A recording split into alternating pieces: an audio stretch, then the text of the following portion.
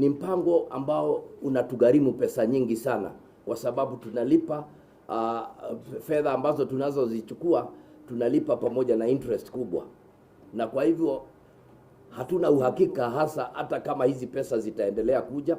Kwa hivyo itakuwa ni vigumu sana kwa serikali za kaunti kuchukua mpango ule, na ndipo mwenyekiti akasema kwamba tukifika pale na kukwame katika haya mazungumzo, itatubidi tu kufunga na kuwaomba wafanyikazi wetu waende nyumbani wakajitetee kule mbele.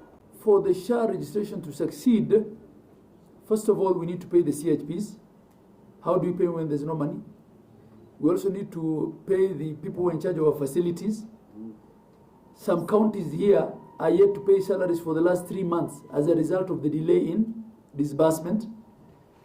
In many of these counties, we need to get to where the masses are to have them registered. We have governors here who manage counties that are over 50,000 square kilometers. So the question of logistics, the question of fuel, all these things come into play. Out of the population of almost 60 million Kenyans, only 14,000 have registered. 14 million. Out of the 60 million, only 14 million have registered. Of these 14 million 800, 8.5 are new. 6.2 are the ones that were moved from NHIF to SHA.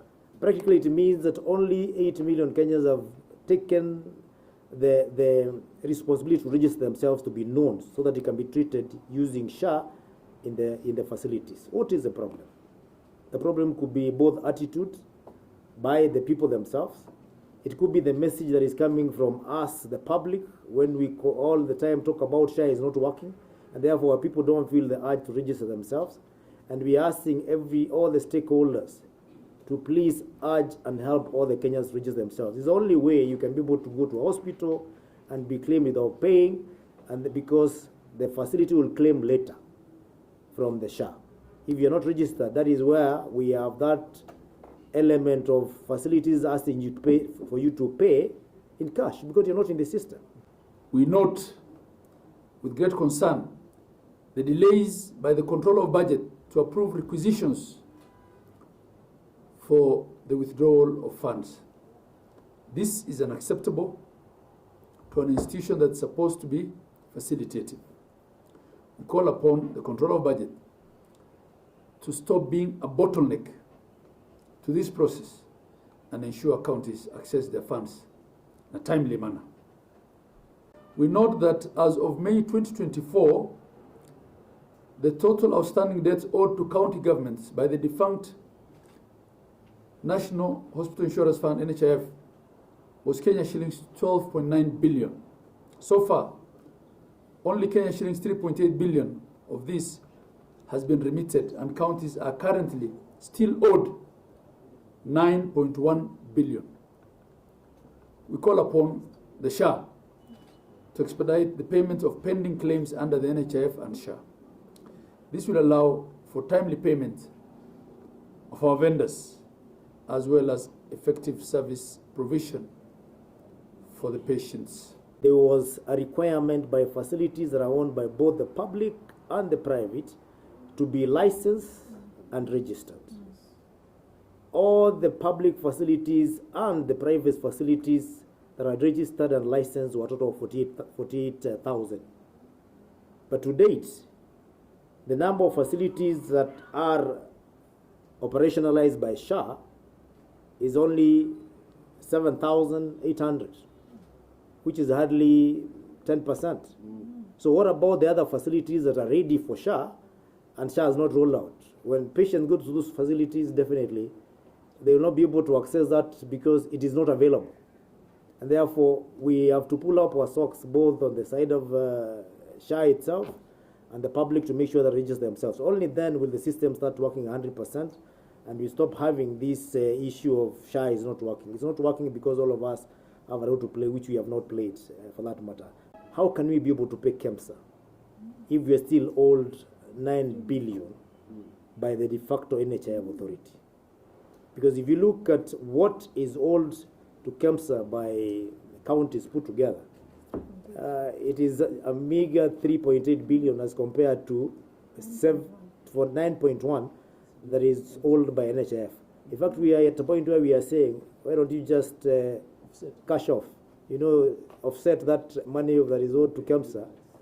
NHIF should pay KEMSA so that we can continue collecting drugs and pay us the balance. It will be easier for us.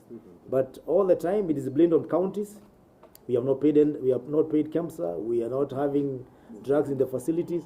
While in actual sense, it is the effort of all those other agencies to frustrate counties that has contributed to this. That is our position. If the process results in a lack of mediated position to move the budgeting process forward, how are we expected to continue spending money when we don't know how much we should spend? Counties now don't know what to commit, what not to commit. They don't know whether to do supplementary budgets or not. And we're saying, is it fair that life moves on for national government because they went ahead and did a supplementary appropriation based on a dollar that has not been amended yet, right? We cannot do the same unless we have a CARA that has been assented to. I think these are some of the things that we need to look at, even going forward, so that this kind of stalemate does not hold the country to a grind. Just taking a few cutaways in the meeting. Yes, in the fullness of time. How is your phone going? Something right. Ask him who has been on his case. It's been right here. I've told you, never allow.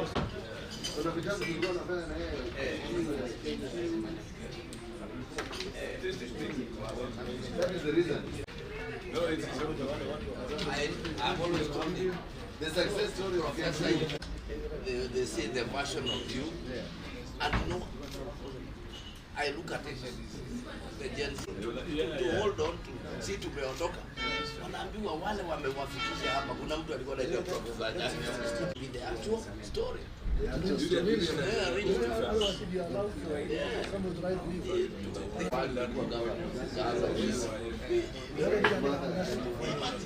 Look at him.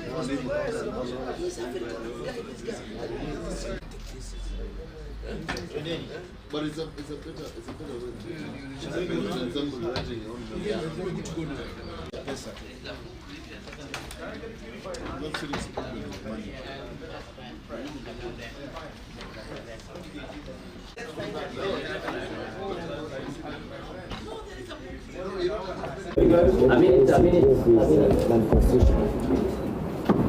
Oh no. That is also the answer to the constitution. Doing wrong.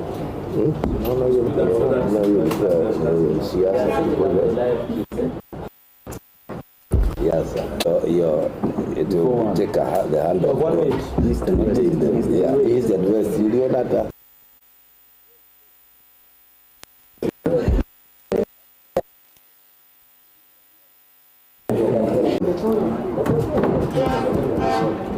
I think we can start.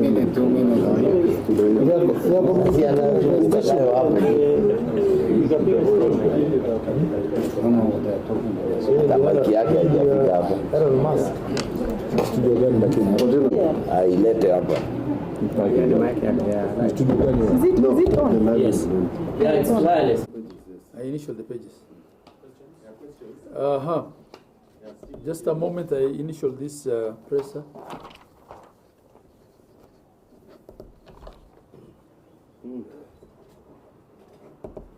Yes. Still waiting for did we expect to see it. And then the other one will be on the status of the mediation that we know an 18-member committee was set up recently with regards to the equitable revenue for the counties. Thank you. From what we know, masuala tumeyazoea tu bungeni, lakini langu sijui labda kama litachukuliwa na mwenyekiti wa afya, manake ukiangalia wananchi wengi wanahangaika sana katika hospitali mashinani na nyingi. Utakumbuka kwamba